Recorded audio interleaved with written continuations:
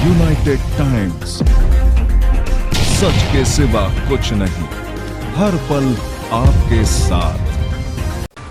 केंद्रीय गृह मंत्री अमित शाह के खिलाफ कथित तौर पर आपत्तिजनक टिप्पणी करने के मामले में आरोपी कांग्रेस नेता राहुल गांधी सोमवार को कोर्ट में पेश नहीं हुए। उनके वकील की ओर से लोकसभा चुनाव में व्यस्त होने के आधार पर दी गई मौका अर्जी पर एमपी एमएलए की विशेष अदालत के मजिस्ट्रेट शुभम वर्मा ने हाजिर होने के लिए उन्हें अंतिम अवसर दिया है। मामले में अगली सुनवाई 7 जून को होगी।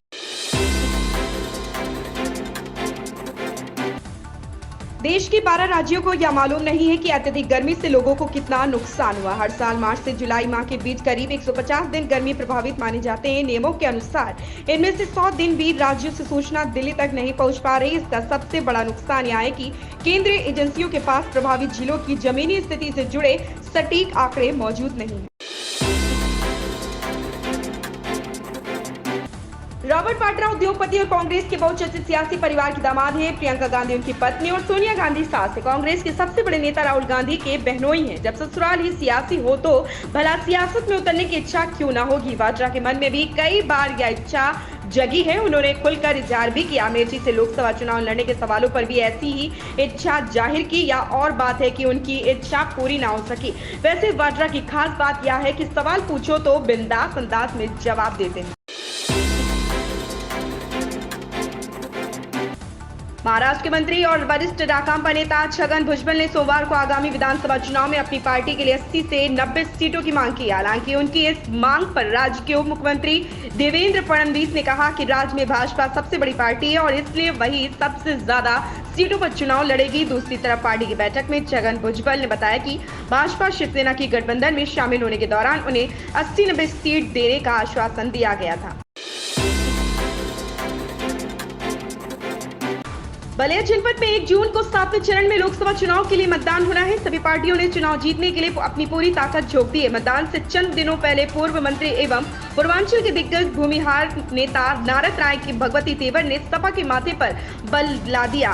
सोमवार को अपने आवास पर बगावती बिगुल बजाने के बाद देर रात उन्होंने वाराणसी में केंद्रीय गृह मंत्री अमित शाह से मुलाकात की।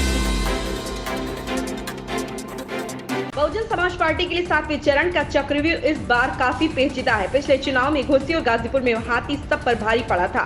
हालांकि पार्टी ने प्रत्याशियों के चयन में काफी सावधानियां बरती हैं। फिर भी बदले समीकरणों में पिछले प्रदर्शन को दोहरा पाना आसान नहीं।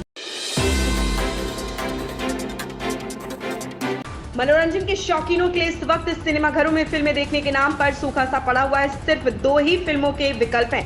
पहली राजकुमार राव की श्रीकांत है और दूसरी फिल्म है मनोज बाजपेयी की भैया जी। अब गर्मी का असर कहे या इन फिल्मों में मनोरंजक तत्वों की कमी, फिलहाल तो थिएटर में दर्शकों की भीड़ टूटती हुई मालूम नहीं पड़ रही है। पीएम मोदी ने ताजा इंटरव्यू में कहा कि वह SC/ST और OBC वर्ग को अलर्ट करना चाहते हैं क्योंकि उन्हें अंधेरे में रखकर उनके आरक्षण को लूटा जा रहा है। उन्होंने कहा कि चुनाव ऐसा समय है जब मुझे देशवासियों को इस सबसे बड़े खतरे को लेकर आगाह करना चाहिए। मैं लोगों को समझा रहा हूं कि यह भारत के संविधान की मूल भावना का उल्लंघन है और ये वोट बैंक की राजनीति के लिए किया जा रहा। पीएम मोदी ने पश्चिम बंगाल को लेकर भी बड़ा दावा किया और कहा कि इस बार बंगाल में भाजपा को बम्पर सीटें मिलेंगी। भारतीय टीम फिलहाल अमेरिका और वेस्टइंडीज में होने वाले T20 विश्व कप के लिए न्यूयॉर्क में है। टीम के मौजूदा मुखिया राहुल द्रविड़ का कार्यकाल इस वैश्विक टूर्नामेंट के बाद समाप्त हो रहा और भारतीय क्रिकेट कंट्रोल बोर्ड BCCI ने पहले ही टीम इंडिया के मुख्य कोच पद के लिए आवेदन मंगाए थे। इसकी अंतिम तिथि 27 मई थी जो अब बीत चुकी है। समय सीमा खत्म होने के बावजूद भारतीय टीम के मुख्य कोच पद के उम्मीदवार को लेकर सस्पेंस बना हुआ है क्योंकि इसे लेकर बोर्ड की ओर से अब तक कोई बयान सामने नहीं आया।